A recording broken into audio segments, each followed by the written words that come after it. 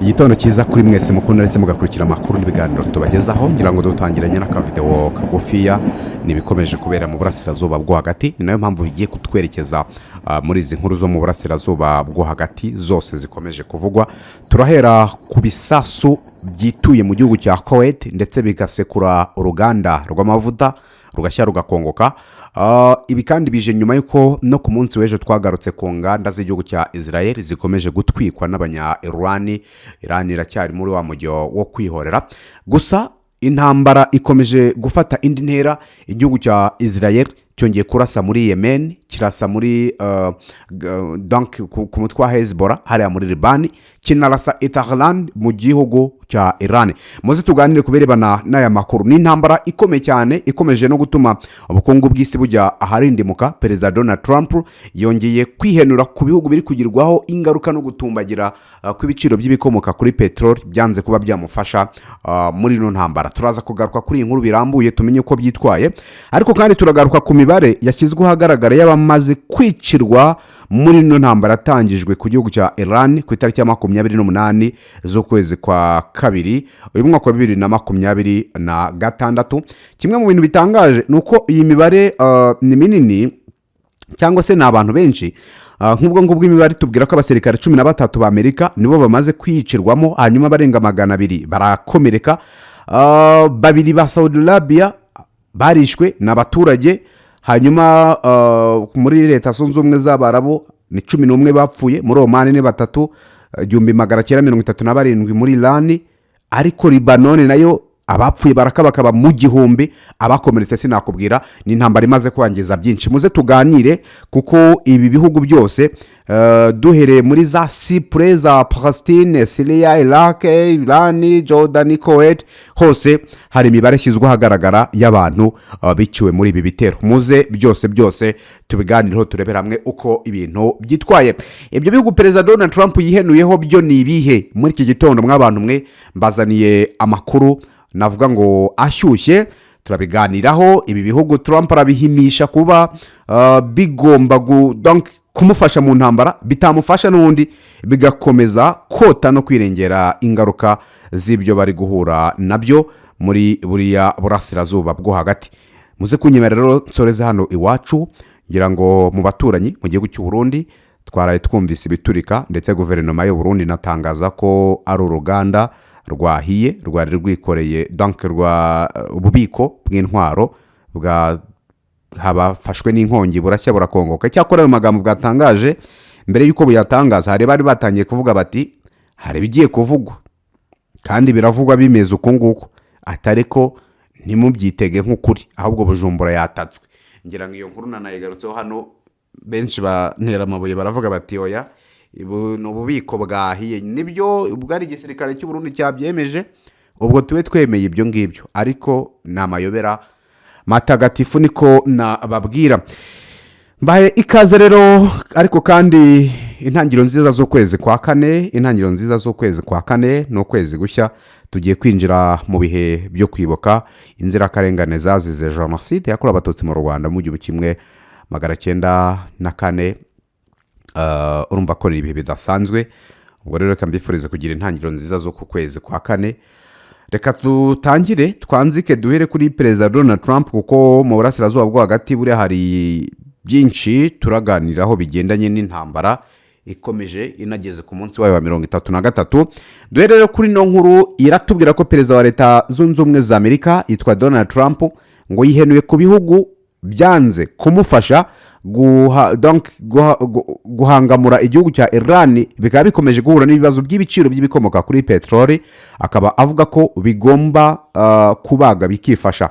Mu minsi ya mbere rero y'ibitero bya Iran yagabweho na Israel ku bufatanye na Amerika, Tehran yahise ifunga umuhoro wa Hormuz unyuzwamo ibikomoka kuri petrol bingana na 20% by'ibikoreshwa mu isi hose. Inshuro nyinshi rero Trump yagiye asaba ibihugu kohereza ingabo zabyo mu kumufasha kubohora iki gice. Icyakora ibyinshi bikinangira ndetse bikanagaragaza ko Amerika yatangije intambara itabagishije inama. Ati rero igomba kuyirwana nta nundi yatse ubufasha. Amerika rero yakoze uko ishoboye kose ngo ihatire Iran gufungura iyi nzira, ariko biba iby'ubusa. Byageze naho Israel yica bamwe mu bayobozi bakuru b'ingabo za Iran zirwanira mu mazi, ariko biba iby'ubusa. Ahubwo iki gihugu gikomeza kurasa ku bwato cyita ubw'abanzi bacyo, ubwo ndavuga Iran kandi rero yagaragaje ko ubwato bw'ibihugu by'inshuti byayo bugomba gutambuka nta nkomyi, ariko ubwo ibihugu bifite aho bihurira na Leta Zunze Ubumwe za Amerika bwo butagomba gutambuka, kuko nibwo nyirabayazana kandi bakwiye kumva ingaruka zino ntambara. Ibi rero byatumye ibikomoka kuri peteroli biba iyanga, naho bibonetse bigakosha, kuko kuri ubu akagunguru kamwe karimo karagurwa amadolari 107 kugera ku 117, karavuye ku madolari 70 kakagera kuri 73. Nyine kavuye ku madolari 70 kuri ubu kageze ku 107 n'117. So aka rero nakagunguru k'ibikomoka kuri peteroli kazamutse muri iyi minsi kuva intambara ya Iran yatangira, kandi murabizi ko hashize iminsi 33 binumvikana ko nitumbagira kandi rikomeye cyane. Abinyujije ku rubuga rwa Truth Social, Perezida Donald Trump wa Leta Zunze Ubumwe za Amerika yavuze ko ibihugu nk'Ubwongereza bidashobora kubona amavuta y'indege kubera Hormuz itari nyabagendwa.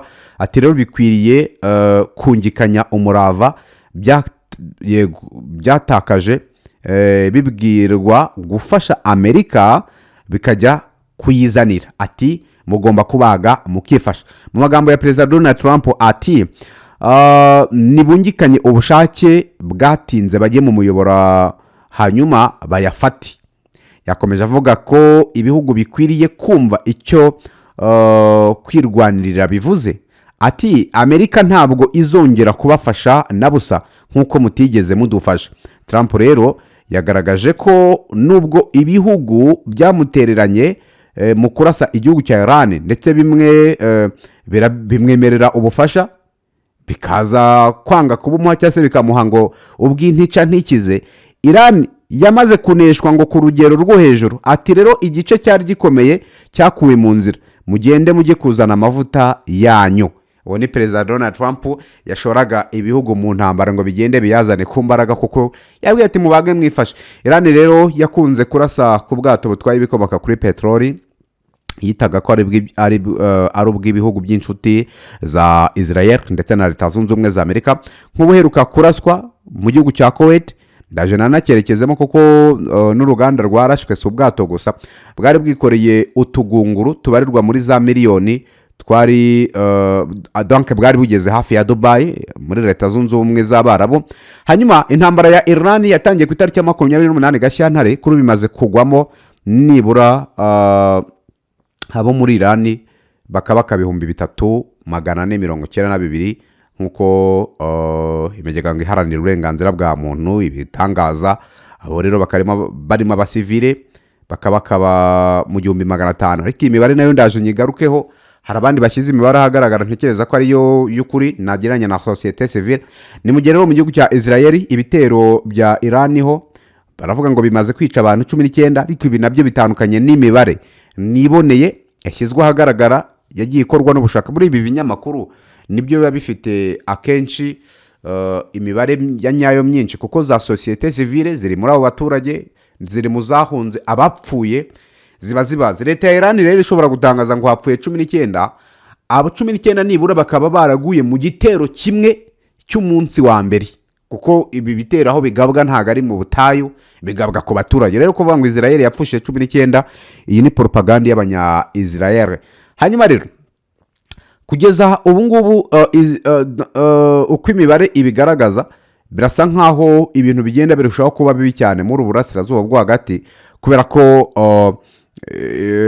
ntambara nta kintu na kimwe kigaragaza ko ishobora guhagarara mu gihe ibiganiro byose byakomeje kugenda bikubita igihwereye. Ubwo rero ku bwa Perezida Donald Trump we haravuga ati ibihugu byanze kumfasha kohereza abasirikare kugira ngo bajye kurwana.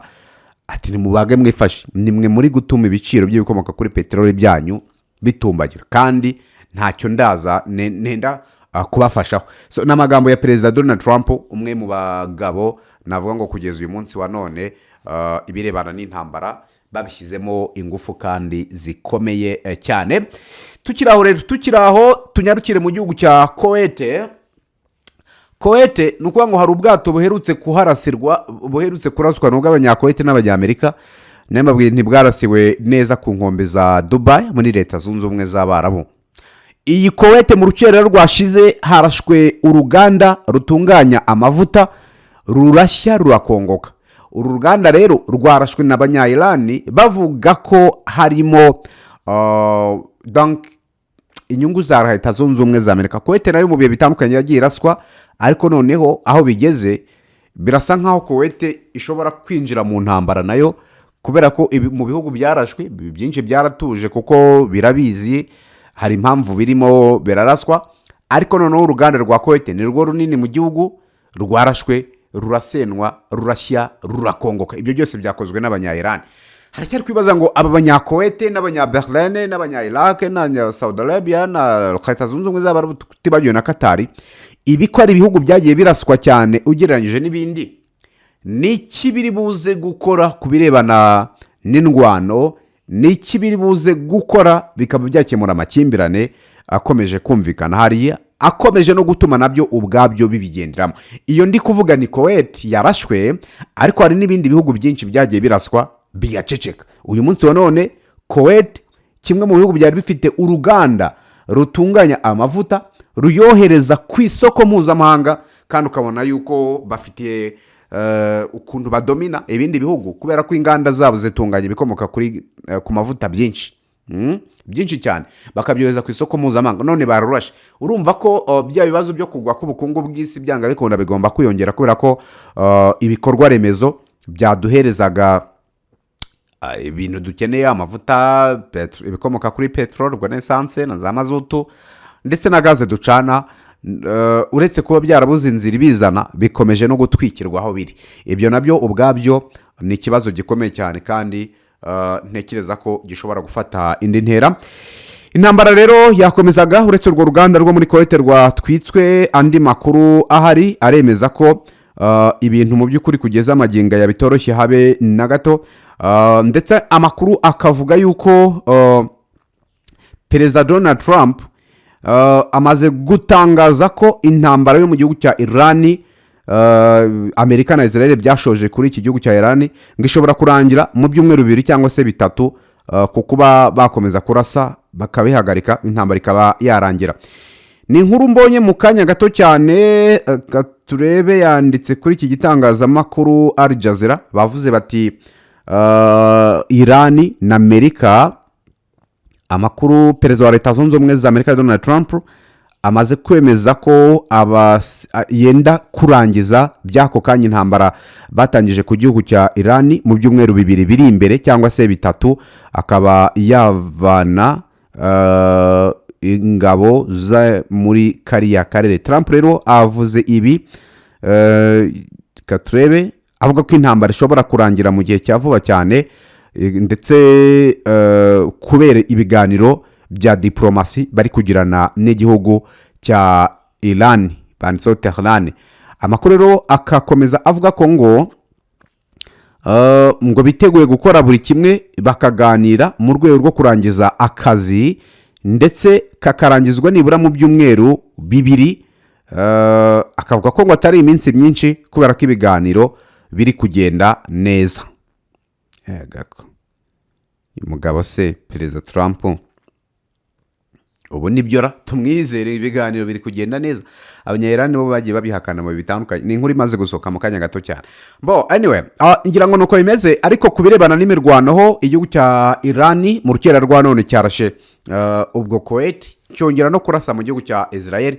Haifa, uruganda rwa Haifa rwongeye kuraswaho, ngira ngo ushize rwarashweho igice kimwe cyabwo kiragurumana. Ubu rero Tel Aviv nayo yongeye kuraswaho, ibigaragaza ubukana bw'ino ntambara. Niyo mpamvu babwira nti kuvuga ngo Israel imaze gupfusha abantu 19, ibyo ni ikinyoma cyambaye ubusa. Imaze kwica 1,200 na 200 muri Iran no muri Liban, ni ikinyoma cyambaye ubusa, kandi nayo iraraswa, ikaraswa n'impande 3. Iran rero yarashe kuri Israel nayo itirasa mu byerekezo 3 bitandukanye. Irasa Tehran, irasa muri Libanone, ho kuri ubu rwose ikomeje no kurasa cyane igamije ngo guhashya Hezbollah, inarasa muri Yemen ku bahutizi. ni ukuvuga ngo ino ntambara rero ni intambara ikomeje kuba mbi cyane, ndetse inakomeje guhindura isura uko bwije n'uko bukeye, kubera ko nk'uko bigaragara ni imwe mu ntambara zashyizwemo imbaraga zikomeye cyane. Hakiri no kwibazwa ngo biraza kugenda gute mu gihe intambara ibi biganiro Trump yaba ari kuvuga byaba ari ibihuha. Reka tugaruke ku ngaruka cyangwa se ku musaruro w'ino ntambara imaze iminsi 33. Inkuru mfite hano imbere yanjye iratubwira ko ibitero bya Israel na Amerika byatatse igihugu cya Iran. Nibura ibarura ryakozwe kugera ku itariki ya 26 z'ukwezi kwa gatatu, hashize iminsi 4. Ubwo ibitero byo kuva ku itariki ya 26 abantu babiguyemo ntago bari kuri donc bari muri uyu mubare w'abatangajwe ko bishwe cyangwa se biciwe muri no ntambara. Duhere muri Libanone baratubwira ko abarenga 1094 bahishwe bamaze gupfa. Hanyuma muri yego ubwo 3119 bamaze gukomereka, nibyo muri kwirebera aho ngaho. Muri Cypre nta numwe. Muri Palestine 4 nibo bamaze kwicwa. Muri Syria hamaze kwicwa 4. Muri Iraq 89 barishwe. Ibyo bihugu ntavuze abakomeretse ntago bigeze babashyiraho umubare, ntago bawushyizeho, ntibarabasha kusanya, ariko nko muri Iraq ho harashwe benshi, ariko nawo abakomeretse ntago bariho. Mu gihugu cya Iran kimaze gutakaza nibura abantu 1937.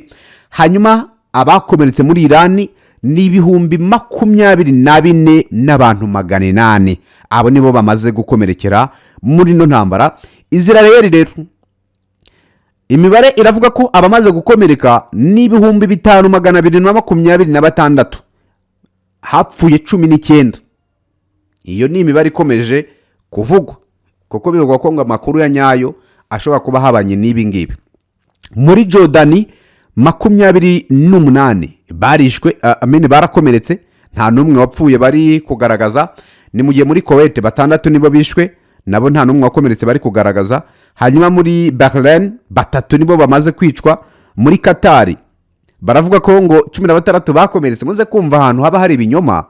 16 nibo bakomeretse, urumva nta wapfuye. Leta zunze ubumwe z'Abarabu 11 nibo bapfuye, 169 barakomereka. Muri Saudi Arabia, iki ni cya gihugu na Yemen ngira ngo imaze iminsi abahutis bamaze iminsi bohereza ibisasu muri Israel, bimwe bikabirangira binisekuye ku butaka bwa Saudi Arabia. Ariko Saudi Arabia bavuga ko ngo babire bonyine aribo bapfuye, mu gihe Oman yapfushije 3, ubwo 15 barakomereka. Saudi Arabia ho ni 20 bakomeretse. Amerika nayo ipfusha 13,200 mu basirikare bayo barakomereka. Ngaye ngo urumva ko ni imibare ivugwa ko hariyo ya nyayo y'abapfuye. Gusa iyi mibare rero itandukanye n'indi mfite hano imbere yanjye. Abayishyize ahagaragara nabo twavuga ko ari nka societe civile, urumva bo bavuga ko nibura muri Iran abarenga 2900 nibo bamaze kwicwa. Hanyuma muri Libanone ngo abarenga 1600 nibo bamaze kwicwa. Hanyuma muri Kuwait baravuga ko abarenga 600 bamaze kwicwa. Mu gihugu cya Jordani ndetse naho bikavuga ko ngo harimo 300 bamaze kwicwa. Muri Israel bikavuga ko ngo abarenga 900 bamaze kwicwa. Twibuke neza kuri rutonde harimo baratangazwa 19. Hanyuma ikindi gihugu cyaje imbere mu gutakaza benshi ni Iraq. Bivuga ko ngo Iraq imaze gutakaza abarenga 1200. So iyo ni imibare iri gushyirwa ahagaragara. Nge nakabonye kuri Al Jazeera, sinzi niba ariko akanya ko niho kari, bo ni biri gutangazwa na leta. Ibi bindi bitangazwa n'abandi bantu byo biri mugende kuri X muraza kusanga ibibare nk'ingiyi ivuga ko bamaze kwicwa biciwe muri iriya ntambara. Urumva ko ni ibintu bikomeye cyane. Reka tunyarukire rero ku muhora wa Hormuz. Ni umwe mu mihora navuga ngo kugeza ubu kuva yafungwa nk'uko nabigarukagaho mu kanya ikomeje guteza uruntu. Inkuru rero imaze kujya agaragara ya President Trump yavuze ko mu byumweru bibiri biri imbere cyangwa se bitatu intambara ishobora guhagarara. Ibyo byose birashingira ku gitutu cy'umuhora wa Hormuz ukomeje gufungwa. Nta kindi tuganiraho uretse kuba ukomeje gutuma n'ikiguzi cy'ubuzima bwacu burushaho guhenda. Turibaza ahubwo duti uyu muhora mu gihe Trump ibyo avuga bitaba bibaye uzafungurwa gute, bizagenda gute kugira ngo twongere kwisanga mu by'ukuri inzira ari nyabagendwa ndetse ibintu byose bimeze neza muri uriya muhora. Ikindi kiri mu bintu bikomeye kandi binakomeye cyane by the way ni uko uno muhora mu gihe haba hatagize igikorwa mu maguru mashya ngo tubone ari igice kibasha kuba ibicuruzwa byatambuka, birashobora ko ibi turi kubona uyu munsi wa none byaba ari imirabyo inkuba zitaraza ngahe nguko. Birashoboka ko twaba turi kubona ari imirabyo rwose kubera ko ntago ibintu byoroshye habe na busa ku gufungwa kuriya muhora. Abahutisi rero bafunze ino nzira yo ku nyanja itukura. Iran ubwo iracyakomeje kurasa uruhande rumwe, aba ba Hezbollah nabo bakarasa ndetse na Israel ikabasubiza. Libani mwumvise imibare y'abamaze kuhagwa ni myinshi. Iyi mibare ni abantu bari kwicwa n'abanya-Israel, barimo barabica. Numvise babita ngo ni abayuda, barimo barabica, bamara kubica bakavuga ko ngo bari kuhashya umutwe w'iterabwoba wa Hezbollah ukorera mu majyepfo ya Libani.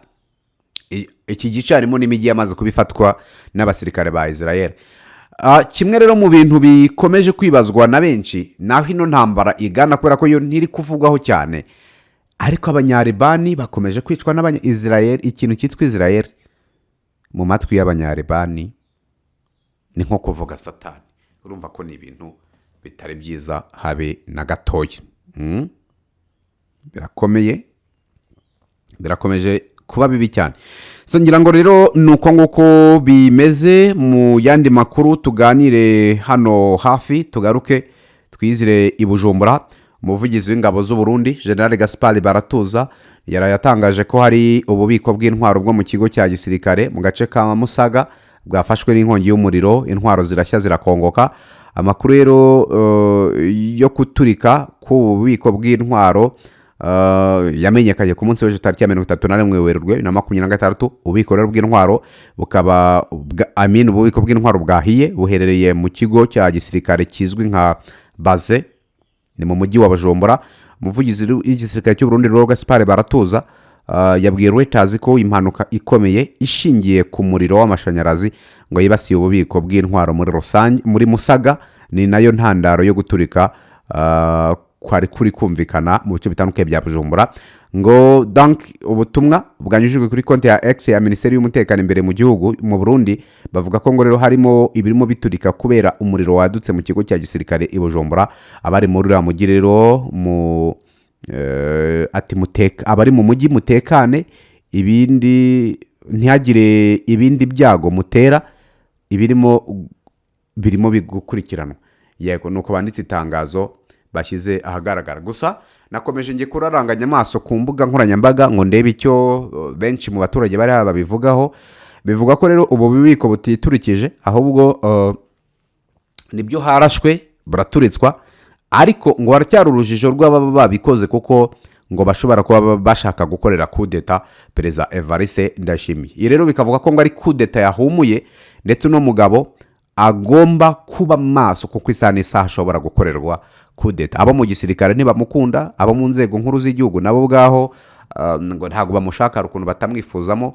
Urumva ko ni ibintu mu by'ukuri twavuga ko bikomeye cyane. Reka rero dutegereze turebe uko biri buze gukorwa, kubera ko nk'ubwo ngubwo kugeza ubu tuvugana ibintu birasa nkaho bitoroshye habe na gato muri kiriya gihugu kibarizwa mu burasirazuba yego mu majyepfo y'igihugu cy'u Rwanda. Yego ubwo rero urumva ni Burundi birabibyuya uko byatangajwe na guverinoma biba ariko biri.